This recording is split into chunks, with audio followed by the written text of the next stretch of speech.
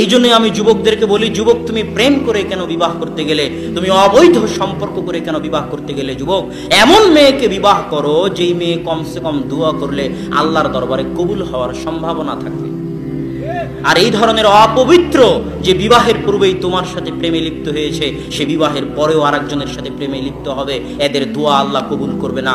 তোমার সন্তানের জন্য দোয়া করার মতো স্ত্রী যদি তুমি বাছাই না করতে পারো, তোমার সন্তান যখন বিপদে পড়বে তখন যায় নামাজ বিছিয়ে আল্লাহর দরবারে হাত পেতে কান্দাকাটি করার মতো স্ত্রী যদি বাছাই না করতে পারো, তাহলে যুবক তোমার জীবনের 16 আনাই বৃথা, তোমার জীবনের পুরোটাই মিছে।